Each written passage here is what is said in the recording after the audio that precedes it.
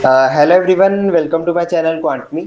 आज हम इस वीडियो में हमारा रेशियो प्रपोर्शन के लेवल ऑफ डिफिकल्टी 2 क्वेश्चंस को ट्राई करेंगे। लेकिन ये क्वेश्चन करने से पहले आपको जो मैंने प्रीवियस अपने रेशियो प्रपोर्शन के वीडियोस अपलोड किए हैं, आपको वो सारे कंप्लीट करने बहुत ज़रूरी है और सारे कंसेप्ट्स को समझना ज़रूरी है। तभी आपसे क्वेश्चन बन पाएंगे और आपको ये समझ आएंगे। तो चलिए स्टार्ट करते हैं। देखिए, in a company, 20% of the employees work in the manufacturing department.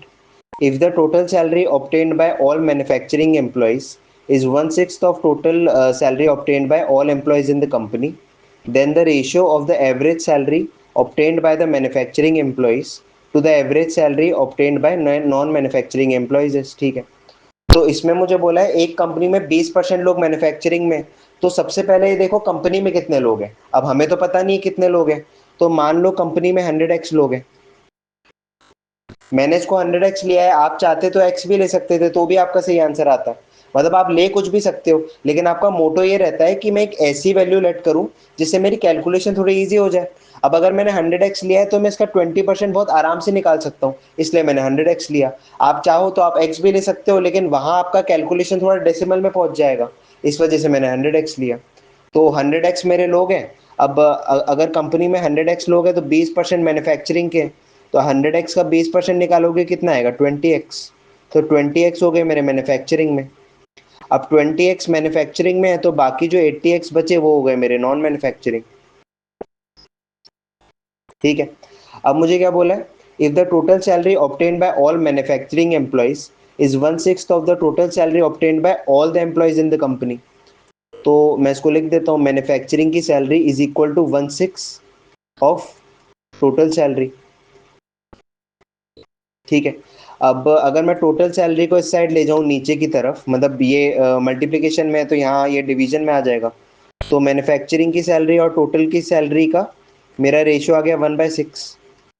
अब ये रेशियो आ गया 1/6 तो मैं वेरिएबल ए ले लेता हूँ। तो मैन्युफैक्चरिंग की सैलरी 1 हो गई और टोटल सैलरी मेरी 6 हो गई। अब टोटल सैलरी मेरी 6 है, मैन्युफैक्चरिंग की सैलरी मेरी ए है, तो मेरी नॉन मैन्युफैक्चरिंग की सैलरी कितनी हो जाएगी? 6a minus A which is 5a। ठीक है, अब मुझे क्या बोला है? Then find the ratio of the average salary obtained by manufacturing employees to the average salary obtained by non manufacturing employees. तो अब मुझे एक चीज बताओ, ऑल्दो हमने अभी तक एवरेज नहीं पढ़ा, लेकिन एक एवरेज का सबसे बेसिक और फंडामेंटल फॉर्मूला आपको पता होना चाहिए। ये चीज तो आपने क्लास 5th और 6th में भी पढ़ रखी है कि average is equal to total amount upon number of people. ये तो एक सबसे बेसिक फॉर्मूला है, ये तो आपको पता ही होना चाहिए एवरेज का। Average is equal to total amount upon number of people. तो अब मुझे दोनों की, मैन्युफैक्चरिंग और नॉन मैन्युफैक्चरिंग की एवरेज सैलरी का रेशियो निकालना है। तो अगर मैं मैन्युफैक्चरिंग की एवरेज सैलरी निकालूंगा, average salary, average of manufacturing salary, तो ये कितना आ जाएगा? टोटल सैलरी, मतलब मैन्युफैक्चरिंग की total salary which is A, upon number of people. Number of people manufacturing में कितने हैं? 20x। तो एवरेज सैलरी ऑफ मैन्युफैक्चरिंग कितनी आ गई? ए अपॉन 20x। देन मैं देखूंगा average of non manufacturing. Total salary of non manufacturing कितनी है? 5a। Then total number of people in non manufacturing मैंने कितना माना था? 80x। तो 5a अपॉन 80x। तो ये हो गई मेरी पहली तो मैन्युफैक्चरिंग की एवरेज सैलरी और नॉन मैन्युफैक्चरिंग की एवरेज सैलरी। अब मुझे इनका रेशियो निकालना है, तो मैं इनका रेशियो निकाल लेता हूँ। अब जैसे निकालते लिखते हैं अपन रेशियो को, a upon 20x is to 5a upon 80x। अब इसमें आपका जो जो कॉमन होगा आप काटते जाओगे, ए मेरा कॉमन है, एक्स मेरा कॉमन है। अब डिनोमिनेटर को मैं क्रॉस मल्टीप्लाई कर देता हूँ, तो 80 into 1 is equal to 80 is to 20 into 5 is equal to 100। 80 is to 100। अब इसमें 20 कॉमन फैक्टर है मेरा, तो मैंने इसको काटूंगा तो 24 जा 80 और 25 जा 100। तो मेरा रेशियो कितना आ गया? 4:5। इसका मेरा आंसर हो गया 4:5। अब आपको अगर ये नहीं समझ आया कि मैंने कैसे रेशियो निकाला, कैसे वेरिएबल लेट किया, कैसे मैंने कैलकुलेशन किया रेशियो का, तो आपको मेरे प्रीवियस पार्ट्स देखने चाहिए। मतलब अगर आपने शुरू के 10 पार्ट कवर नहीं किए तो आपको ये नहीं समझ आने वाला। तो अगर आप ऐसे ही यहाँ आ गए हैं तो आप ये मत देखिए, सबसे पहले आप बेसिक वीडियोस कवर कीजिए, उसके बाद यहाँ पे आइएगा। तो अब इसका मेरा आंसर कितना आ गया, 4:5। अब एक और क्वेश्चन देखते हैं। 3 friends divided some apples in the ratio 3:5:7. After consuming 16 apples, they found that the remaining number of apples with them was equal to the largest number of apples received by them by one of them at the beginning. The total number of apples these friends initially had was। ठीक है, तो देखो जो मुझे दिया है, सबसे पहले 3 फ्रेंड दिए हैं, मान लो मेरे 3 फ्रेंड ए बी सी हो गए, A:B:C। इनके एप्पल का रेशियो मुझे दिया 3:5:7। अब ये मैंने आपको कई बार बताया हुआ है अपने प्रीवियस पार्ट्स में कि अगर आपको रेशियो दे दिया जाए तो आप ये रेशियो का साइन हटाओ और एक वेरिएबल लेट कर लो। मान लो मैंने रेशियो का साइन हटा के एक्स वेरिएबल लेट किया, तो ए की वैल्यू आ गई मेरी 3x, मतलब ए के पास 3x एप्पल्स है, बी के पास कितने हैं 5x एप्पल्स, और सी के पास है 7x एप्पल्स। अब इनके पास इतने एप्पल, टोटल मेरे पास एप्पल कितने हो गए, 7 + 5 + 3 विच इज 15x। देन मुझे बोला after consuming 16 apples they found that the remaining number of apples with them was equal to the largest number of apples received by them at the beginning। तो सबसे पहले मुझे बोला कि 16 apples consume हो गए, तो अगर टोटल में से 16 एप्पल कंज्यूम हो गए तो मेरे रिमेनिंग एप्पल कितने बचे, 15x - 16। और मुझे क्या बोला है, remaining apple is equal to the largest number of apples received by one of them at the beginning. मतलब इनके पास जो एप्पल्स है इसमें से जो लार्जेस्ट नंबर है इसके इक्वल ये रिमेनिंग नंबर ऑफ एप्पल्स है। तो ये लार्जेस्ट कितना है, 7x। सी के पास 7x है, वो लार्जेस्ट है, और 7x is equal to 15x - 16। तो 7x is equal to 15x - 16। अब मैं ये x को यहाँ ले जाऊंगा, नंबर को इस साइड ले आऊंगा, तो 15x - 7x कितना होता है, 5 6 7 8x। 8x is equal to -16 इस साइड जाएगा, +16 हो जाएगा। अब x की वैल्यू मेरी कितनी आ गई, 16/8 is equal to x। x मेरा कितना आ गया, 2। अब मुझे लास्ट में पूछा क्या, the total number of apples these friends initially had was. तो इनिशियली इनके पास टोटल एप्पल्स कितने थे, 15x। अब x की वैल्यू मेरी 2 आ गई, तो 15 × 2 विच इज 30। तो कुछ भी नहीं है, आप अरिथमेटिक में इन जनरल में आपको बताऊं, आपको बस ये पता होना चाहिए कि क्वेश्चन क्या बोल रहा है, ये चीज आपको समझ आ रही है, और जो क्वेश्चन बोलता जा रहा है मैं उसको फॉलो करता जा रहा हूँ। आप रेशियो प्रोपोर्शन छोड़ो, आप अरिथमेटिक का कैट आईपीमैट कुछ भी आ जाए बहुत आराम से सॉल्व कर सकते हो। मतलब बस आपको ये आना चाहिए कि मुझे कैसे वेरिएबल सेलेक्ट करने हैं, कैसे इक्वेशंस बनानी है, और जो मुझे क्वेश्चन बोलता जा रहा है वो मैं समझता जाऊं और उसको फॉलो करता जाऊं।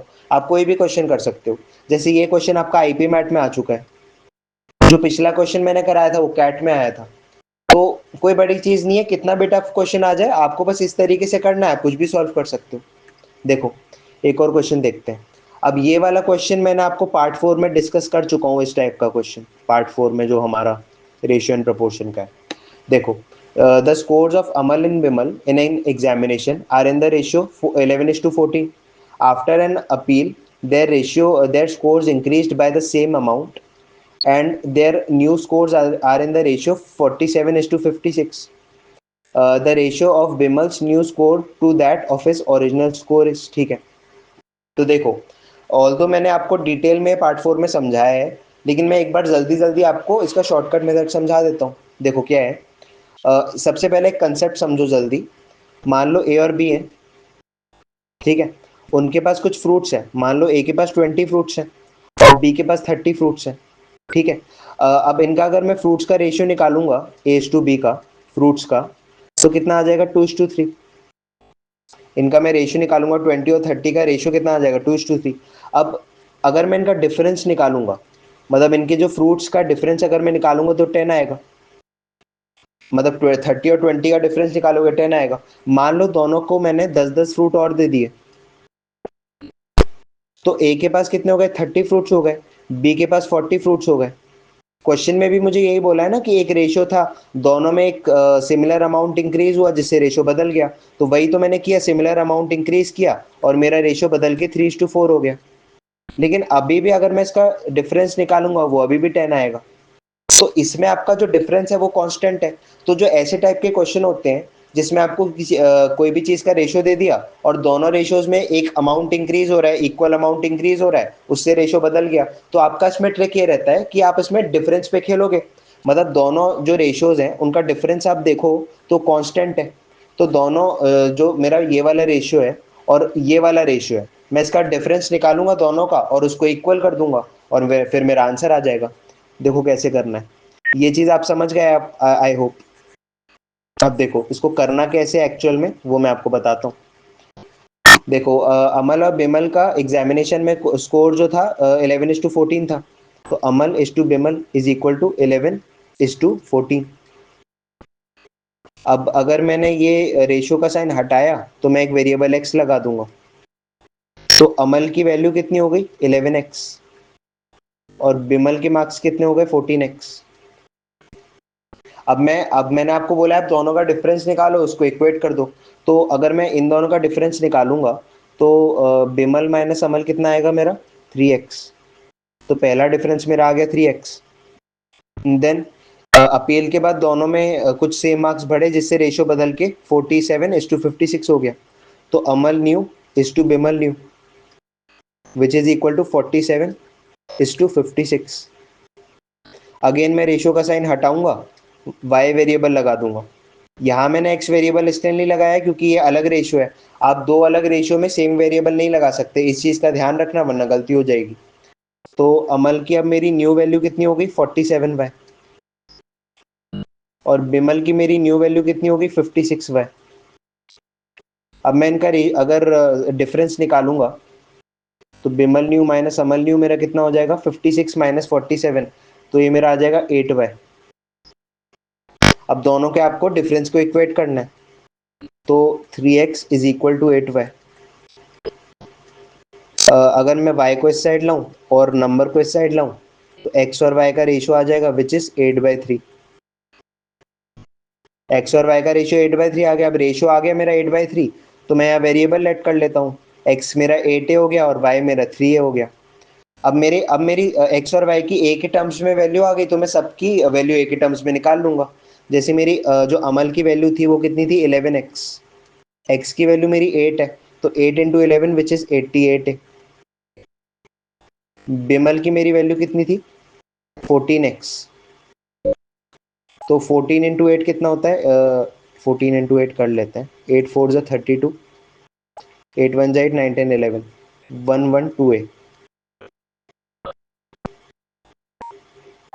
ठीक है। फिर अमल न्यू मुझे वाइट मेरा कितना था 47y। 47y y की वैल्यू मेरी है 3a तो 47 इंटू 3a कर लो। 7 3 ज़ा 21, 4 3 ज़ा 12, 13 14, 141a। देन बिमल न्यू मेरा कितना है 56y तो 56 इंटू 3a, 6 3 ज़ा 18,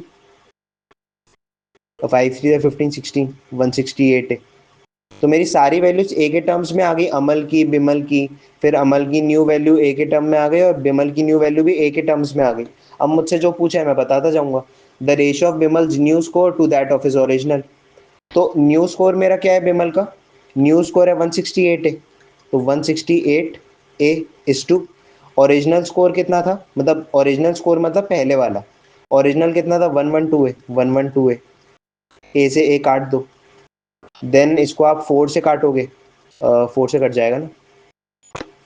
हाँ 4 4 से 16, 4 2 से 8 इज टू 4 3 4 2 से 8 और 4 से 4 7 4 8 से 32। देन फिर से आप इसको 2 से काट लो 221 और 2 1 4। फिर 7 से काट लो 3 इज टू 2। मतलब मैंने क्या किया, जो मेरे कॉमन फैक्टर थे मैं काटता गया। पहले 4 से काटा, फिर उसके बाद मैंने इसको 2 से काटा, फिर 7 से काटा। तो मेरा इसका आंसर कितना आ गया 3:2। My answer is 3:2। ठीक है। और इसमें अगेन ये चीज आपने समझ ली, आपने आपको बस थोड़ा वेरिएबल्स में डील करना आना चाहिए, आप बहुत आराम से सॉल्व कर सकते हो। अब एक और क्वेश्चन देखते हैं। A fruit seller has oranges apples and bananas in the ratio 3:6:7। If the number of oranges is multiple of 5 and 6, find the minimum number of fruits the seller has is. ठीक है, तो अब जो fruit seller है उसके पास oranges is to apples is to banana किस ratio में, 3:6:7। अब मुझे क्या बोला है, if the number of oranges is multiple of 5 and 6, then the minimum number of fruits the seller has is. ठीक है, तो जो मेरा ऑरेंज है वो 5 और 6 का मल्टीपल है, मतलब सबसे पहली बात ऑरेंज 3 का मल्टीपल होगा। ये चीज़ मैंने आपको फर्स्ट पार्ट में बताई हुई है कि अगर ऑरेंज 3:6:7 है तो ऑरेंज मेरा 3 का मल्टीपल होगा, एप्पल मेरा 6 का मल्टीपल होगा और बनाना 7 का मल्टीपल होगा। और मुझे एक और कंडीशन दी है कि ऑरेंज 5 का भी मल्टीपल होगा और 6 का भी मल्टीपल होगा। और मुझे बोला है minimum number of fruit seller के पास कितने हैं। तो अगर मुझे ऑरेंज की मिनिमम वैल्यू देखनी है तो अब मुझे एक चीज़ बताओ, एक नंबर अगर 3 का भी मल्टीपल है, 5 का भी मल्टीपल है और 6 का भी मल्टीपल है, तो और मतलब और मुझे उसका और मुझे वो मिनिमम नंबर चाहिए, मतलब अगर मुझे एक ऐसा मिनिमम नंबर चाहिए जो 3 का भी मल्टीपल हो, 5 का भी मल्टीपल हो, 6 का भी मल्टीपल हो, तो मैं उस नंबर का एलसीएम निकाल लूंगा। मतलब अगर ऑरेंज मेरा 3 का मल्टीपल भी है, 5 का और 6 का तीनों का मल्टीपल है और मुझे मिनिमम नंबर ऑफ ऑरेंजेस चाहिए, क्योंकि अगर मेरा ऑरेंज मिनिमम हो जाएगा तो मेरा एप्पल और बनाना भी साइमल्टेनियसली मिनिमम हो जाएगा। तो अगर मुझे ऑरेंज मिनिमम चाहिए और मुझे पता है कि इन तीनों का मल्टीपल है, तो मैं इन तीनों का एलसीएम निकाल दूंगा, वो मेरा ऑरेंज मिनिमम हो जाएगा। तो अगर मैं 3, 5, 6 और का मैं एलसीएम निकालूं, 3, 5 और 6 का एलसीएम निकालूं, तो अगर आपको नहीं पता तो मैं बता देता हूँ, आप इसको प्राइम नंबर से कैंसिल आउट करते हो। तो सबसे पहला प्राइम नंबर क्या होता है, 2। 2। अब जो जो नहीं हो रहा कैंसिल आउट उसको ऐसे ही लिख दो, 3 नहीं होता ऐसे ही लिख दिया, 5 ऐसे ही लिख दिया, देन 2 3 ज़ा 6, देन इसके बाद आता है 3, 3 1 ज़ा 3, 5 नहीं होता तो ऐसे ही लिख दो 1, 5 1 1 1। तो इसको अगर मैं मल्टीप्लाई करूंगा मेरा एलसीएम आ जाएगा 5 3 ज़ा 15, 15 2 ज़ा 30। तो मतलब अगर ऑरेंज मेरा 3 का भी मल्टीपल है, 5 का भी मल्टीपल है और 6 का भी मल्टीपल है, तो मिनिमम नंबर ऑफ में ऑरेंजेस मेरे क्या होंगे, 3 5 6 का एलसीएम विच इज 30।